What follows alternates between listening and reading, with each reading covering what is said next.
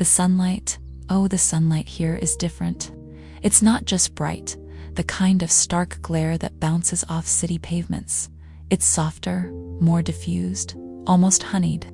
It seems to settle on your skin like a gentle caress, warming you. From the inside out, affectionate. Yes, that's the word. Affectionate, just like him. Really, Thomas.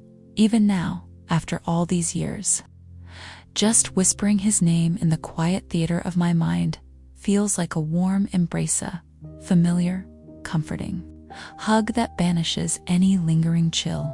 We're sitting here on our old wooden porch swing, the kind that creaks a little with our gentle sway, bathed in this glorious golden light. The jasmine we planted by the trellis decades ago, back when our hands were younger and the vines were just spindly things, is still blooming with unrestrained exuberance. Its scent, a sweet, heady perfume that hangs thick in the air, is a potent reminder of, well, of almost everything, really. It's funny how smells can do that, isn't it?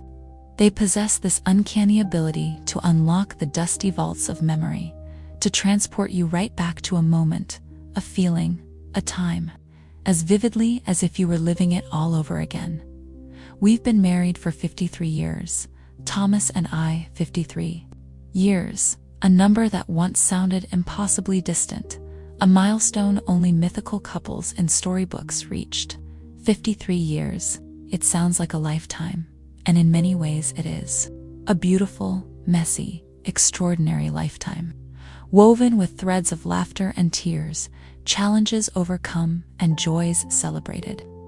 People ask us sometimes, younger couples mostly, their eyes wide-eyed and hopeful, brimming with a hopeful naivete, what's the secret? How do you make it last? They lean in, eager for some profound revelation, as if there's some magic formula scribbled on a hidden scroll, a secret handshake or a hidden spell you can whisper to the moon to keep love eternally alive and vibrant. If only it were that simple. If only there was a neat little trick, a guaranteed 3-step plan to happily ever after. But then, perhaps in its own way, it is simple. Not simplistic, but beautifully, profoundly simple. The magic isn't in a grand theatrical spell cast under a full moon, but in the quiet, unassuming everyday. It's in the countless small choices you make, day in and day out.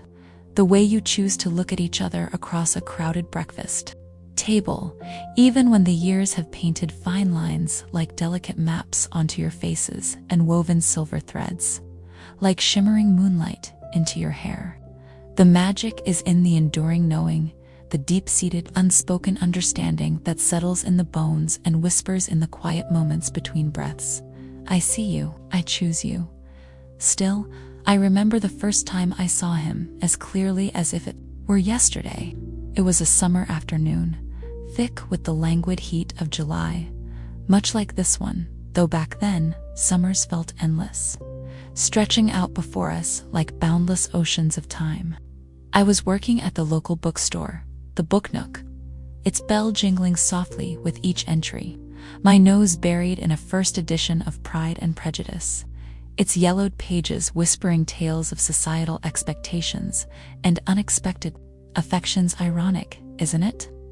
When he walked in, sunlight momentarily eclipsed as he filled the doorway. He was taller than, of course, a young man in his prime, broader in the shoulders, with hair the color of sun-drenched wheat, catching the light that streamed through the window in golden highlights.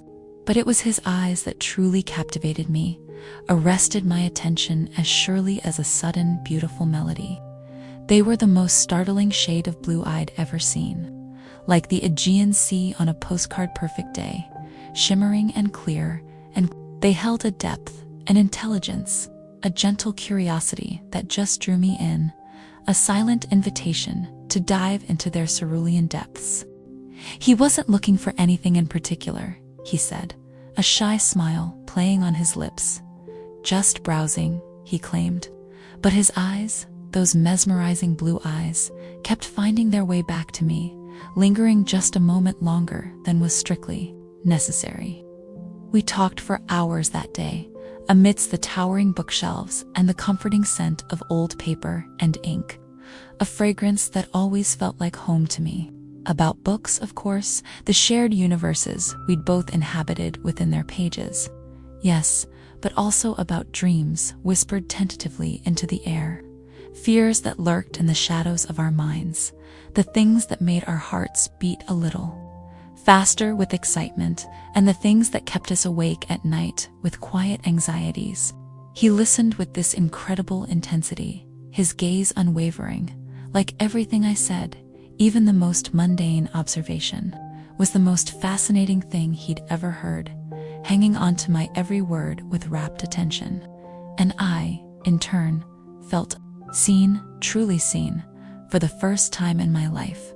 Not just noticed, but understood, accepted, validated in a way I hadn't known I was craving.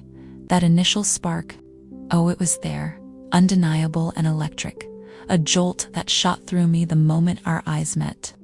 It wasn't just about superficial attraction, not just about the butterflies that fluttered excitedly in my stomach, and the stolen glances exchanged across the aisles of books. It was a connection of souls, a recognition that went deeper than words, a silent understanding that resonated in the very core of our beings.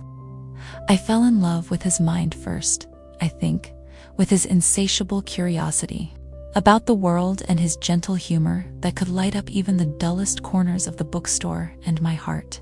And then, of course, with the way he looked at me, as if I held all the constellations in my eyes, as if I was the most captivating wonder he had ever encountered. Our courtship was a whirlwind, a joyful chaos of stolen moments in sunlit parks, the dappled light filtering through leaves like golden confetti, hand-in-hand walks along the beach as the waves whispered ancient secrets to the shore, their rhythmic roar a constant soothing soundtrack to our burgeoning love, and evenings spent lost in conversation over cups of lukewarm coffee in little cafes, the clatter of dishes and murmur of voices fading into background music as our worlds intertwined. He wrote me letters, long, passionate letters penned in elegant script, filled with soaring poetry and heartfelt promises that painted vivid pictures of our future together.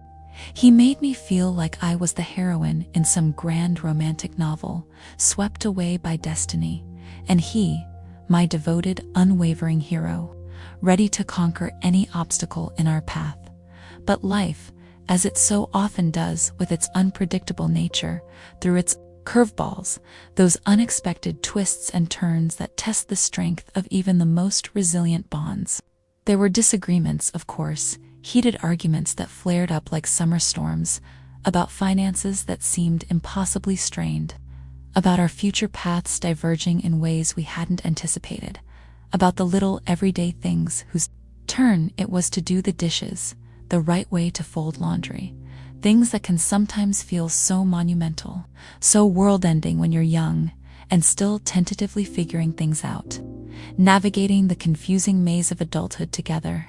There were times when we doubted if we could make it work, times when the weight of expectations, both internal and external, and responsibilities that seemed to multiply overnight felt overwhelming, threatening to crush us under their collective burden. Through the sunshine and the shadows, we always found our way back to each other, drawn together by an invisible, unbreakable thread, because beneath the surface disagreements, beneath the momentary frustrations and the everyday stresses that threatened to fray our edges, there was something unbreakable, a foundation built on something far sturdier than fleeting infatuation. It wasn't just the heady rush of romantic love, it was something deeper, more profound, more enduring. It was respect, pure, unwavering respect for each other as individuals, for our unique dreams that stretched towards different horizons, for our vulnerable hearts that beat with their own rhythms, for our strengths that complemented each other and our weaknesses that we learned to support in one another.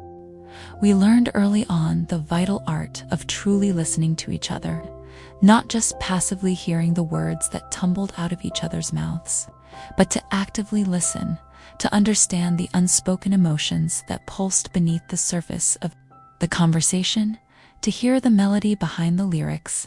We learned to communicate, even when it was agonizingly difficult, even when it meant peeling back layers of defensiveness, admitting our own faults with humbling honesty, or swallowing our pride, that bitter pill that so often clogs the throat of understanding.